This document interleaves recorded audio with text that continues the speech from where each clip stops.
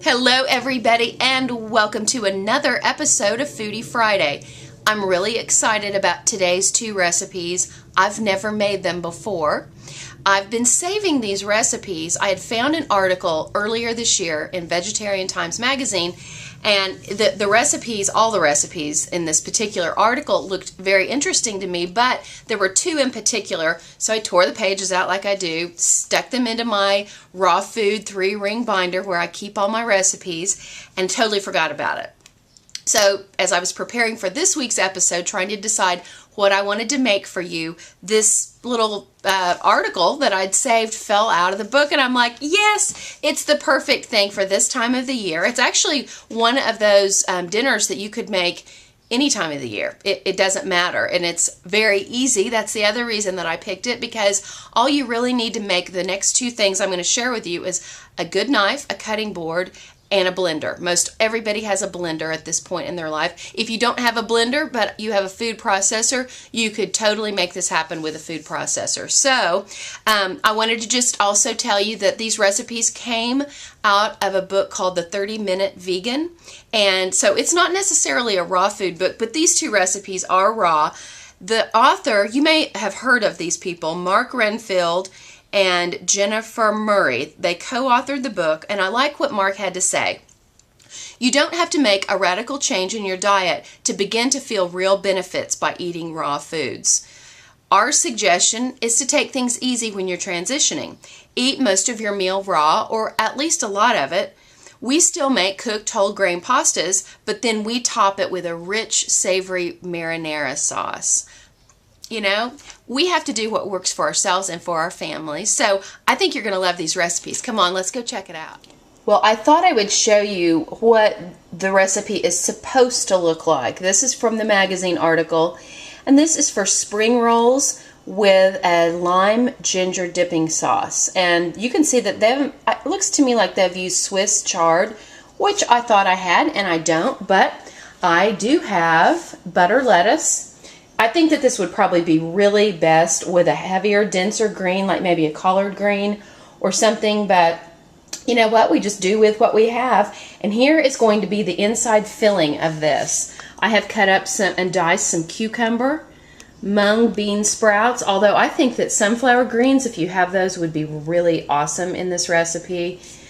This is one of the sweetest golden beets I have ever cut into. It's delicious. And then julienne carrots, red bell pepper, and then I'm also going to tuck into this some fresh mint and basil.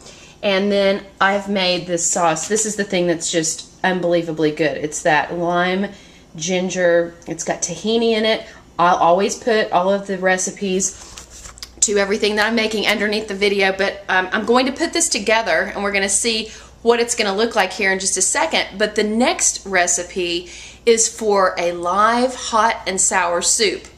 And I love Asian food. I guess this is sort of Vietnamese inspired, but let me just show you what some of the ingredients that are going to be in this soup as well. First of all, over here in my Vitamix, I've got some apricots dried, and they were soaked, and so they're going to be blended up along with we've got some tomatoes cut up. I think there's about 1.5 cups of sliced tomatoes.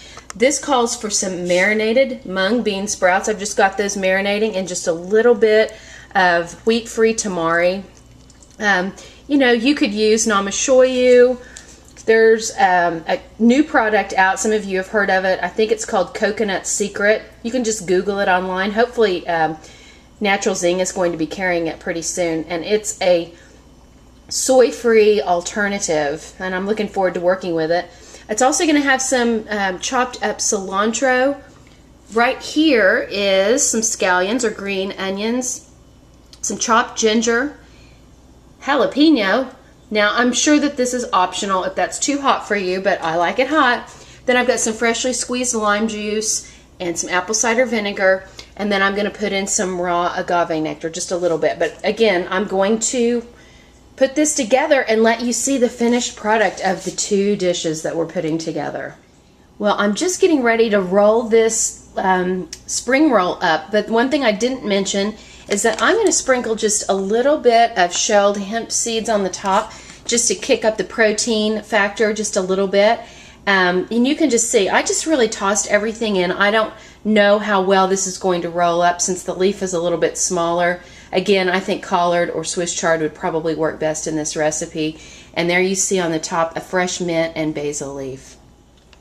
Well, the finished product turned out really great, and I am sticking with my first impression that the Bibb lettuce or the butter lettuce is just a little bit soft for the vegetables, but I was able to get it rolled up. I'm sure, end up eating this with a fork, but I wish you could smell this lime ginger dipping sauce.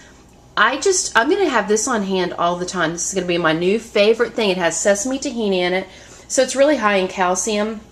I think it's delicious. I hope that you're going to make this recipe because I think you're going to love it.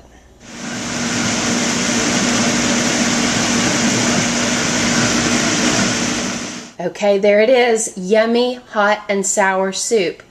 Oh, I can't wait to get my spoon in there and to taste it. Mmm.